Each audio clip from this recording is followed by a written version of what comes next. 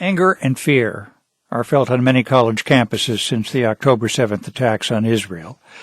A student at Cornell University in upstate New York has been arrested and charged with threatening the lives of Jewish students. Both Jewish and Arab students at a number of schools say they're reluctant to express their views publicly. At least one campus, though, has tried to do what educational institutions are supposed to do: teach. Dartmouth College is putting on forums where faculty from the Jewish Studies and Middle Eastern Studies programs answer questions about the conflict and its roots in history. The forums have drawn packed auditoriums, and many hundreds of people have also watched the events online. The two professors who've organized these forums, Susannah Heschell and Tarek El-Aris, joined us now. Thank you so much for being with us. Thank you for having us. Let me ask you both. I gather you were on the phone shortly after the October 7th attacks and decided we need to do something. What was your thinking, Professor El-Aris?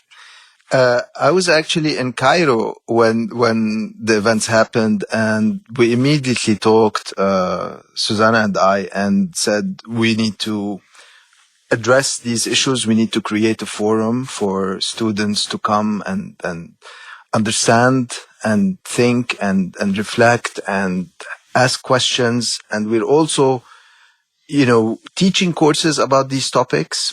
We wanted this conversation to extend to the wider community and engage with what people were feeling, thinking, engaging with. Professor Heschell? It's very important for us that we've worked together as faculty, as student groups, as programs, Jewish Studies and Middle Eastern Studies, for many years. So we have a relationship already on campus. And because of that relationship for so many years, we were able to jump right in immediately and bring the campus together and make sure we would not become polarized. So we wanted students of a range of political views, Jewish students, Arab students, Palestinian students, Christian students, to come together and talk together with faculty in an academic setting. Were you concerned about events getting out of hand, for lack of a better word, becoming even unsafe for people? Susannah and I teach a course called The Arab, the Jew, and the Construction of Modernity. And it's a packed course, and we have students who are originally from Palestinian background, Arab background, Jewish backgrounds.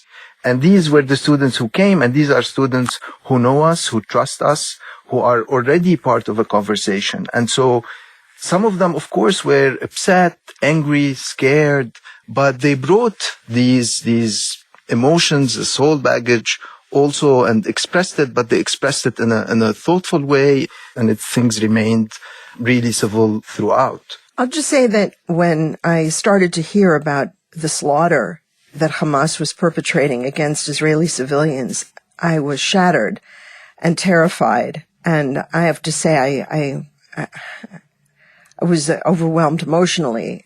I did not expect the kind of rage and polarization on college campuses. I didn't anticipate that. I don't think anyone did.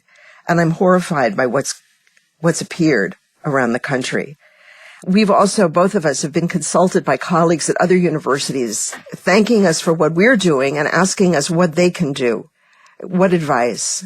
And the problem is that many colleges, Jewish Studies and Middle Eastern Studies, have not been allied, working together all these years the way we have.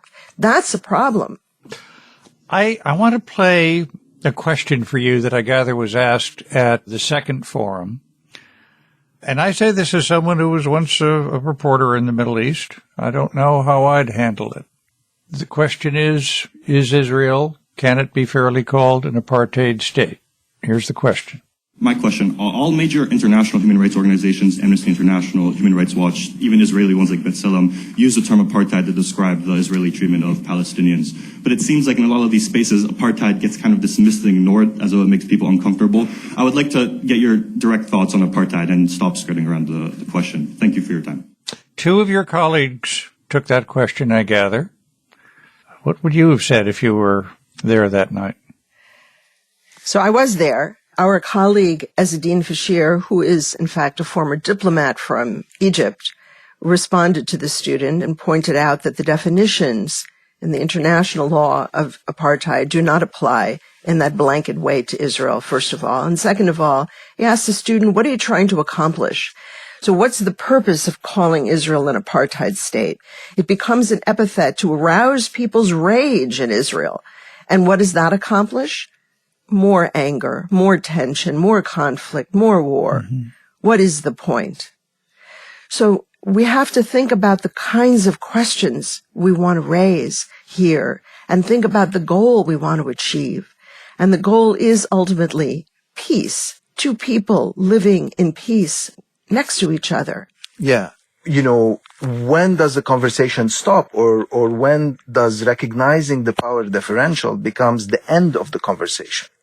Okay, now I identified who's the bad guy and who's, being violated, and we stop there. And this is not our job, is simply stop at the condemnation. We want to understand, we want to revisit the historical context, want to imagine a different future. We need to do all this other work around. And we don't want to stop at just simply saying, this is the bad guy, this is the good guy, and then stop just right there. Let me ask you both, if they're, as the great teachers you are, if there's one thing you could isolate now to tell all of us during this time, what would that be? Professor Heschell? I want people to think in complex terms, not to be satisfied with the reductionist approach, to place the present in a larger context of the past, but also, as we've been saying, to think about a better future, to imagine it. I had to give a talk recently about the Sabbath. The Sabbath is supposed to be a foretaste of paradise. And the problem is nobody thinks about paradise anymore. We're so immersed in the horrors of the present and the past. Yeah. We don't have a vision of a future. And that, I think, is true society-wide. So what can we envision for a future? And not in a punitive way. That's also part of the problem. There's something right now in the response to this current horror in the Middle East that feels very punitive and a bit sadistic. People need to be punished. Israel has to be punished. Hamas has to be punished. Why are we thinking in those terms? We're talking about human beings. Professor El-Arish. I grew up in Beirut during the Civil War, and I've experienced bombing and displacement, and actually I just wrote a book about it, and I also had to teach the Middle East in New York on 9/11. I was supposed to meet with my students on that day. So I learned the hard way of how to deal with these, talking about the region, talking about conflicts, but also engaging when conflicts arise, and how to really listen. And it is not the first time. For many of us, this is an ongoing spectacle, but every time it fills us with sadness, but also it is something that we need to engage and allow, those emotions as well to make us reflect more and do more work, to teach more courses and bring more people into this conversation. Susannah Heschell is chair of the Jewish Studies program, and Tarek El-Arish is chair of Middle Eastern Studies, both at Dartmouth College in New Hampshire. Thanks for being with us. Thank you, Scott. Thank you, Scott.